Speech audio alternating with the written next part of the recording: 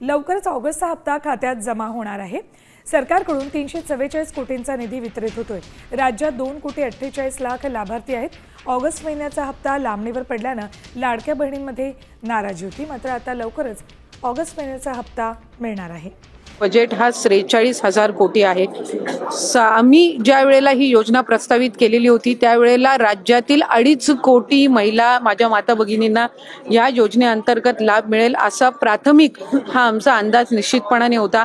आज तगत आमच्याकडे 1,40,00,000 पेक्षा जास्ती अर्ज हे प्राप्त झालेले आहेत विभागाकडे आणि ज्या स्थानिक सगळ्या शासकीय यंत्रणा आहेत यांनी त्याची स्क्रुटिनी छाननी सुद्धा सुरू केलेली आहे।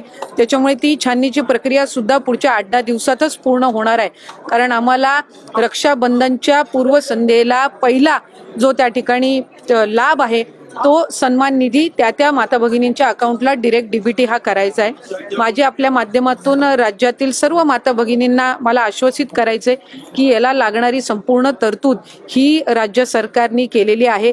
अर्थ विभागाने या संदर्भामध्ये कुठलाही कधीही आक्षेप घेतलेला नाही। पहिल्या टप्प्यामध्ये लागणारा जो निधी आहे साधारणपणे या वर्षाला लागणारा जो निधी आहे याची तरतूद ही अर्थ विभागाने निश्चितपणाने केलेली आहे। त्यामुळे कुठल्याही पद्धतीची चिंता नसावी। या उलट मी आपल्या माध्यमातून सांगेन की आम्ही ज्या वेळेला विभाग म्हणून ही योजना प्रस्तावित केलेली होती त्यावेळेला आम्ही 21 ते 60 हा वयोगट प्रस्तावित केला होता।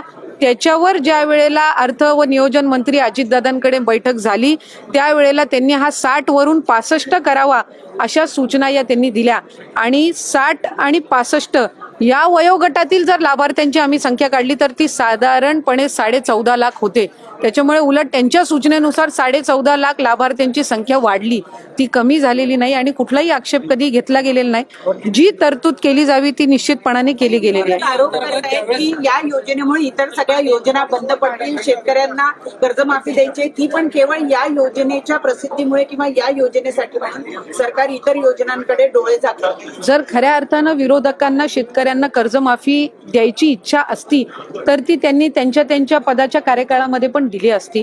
आज मुख्यमंत्री माझी लाडकी बहीण योजना असेल, आज मुख्यमंत्री अन्नपूर्णा योजना असेल, युवा प्रशिक्षण योजना असेल किंवा आज शेतकऱ्यांना जी वीज सवलत मिळणार आहे किंवा त्यांना ज्या इतर पीक विमा योजना आहे 1 रुपयामध्ये पीक विमा याला सुद्धा उदंड असा प्रतिसाद मिळत आहे। त्याच्यामुळे आतापर्यंत कुणीही आपण सांगावं की या योजनेमुळे आधीच्या कुठल्या योजना बंद करण्यात आलेल्या आहे असं एकही उदाहरण विरोधकांना देता येणार नाही।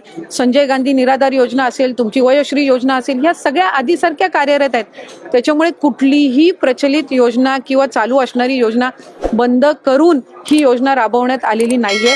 उलट ज्या दिवसापासून ही योजना घोषित करण्यात आली तेव्हापासून याच्यावर विरोधकांनी जास्तीत जास्त आक्रमण केले, पण सर्वात जास्ती नोंदणी करायला सुद्धा त्यांचेच मतदारसंघ पुढे येत आहेत, तेच आमदार त्या ठिकाणी सर्वात जास्त नोंदणी करतायत। त्यामुळे एका बाजूला तुम्ही या योजनेवर टीका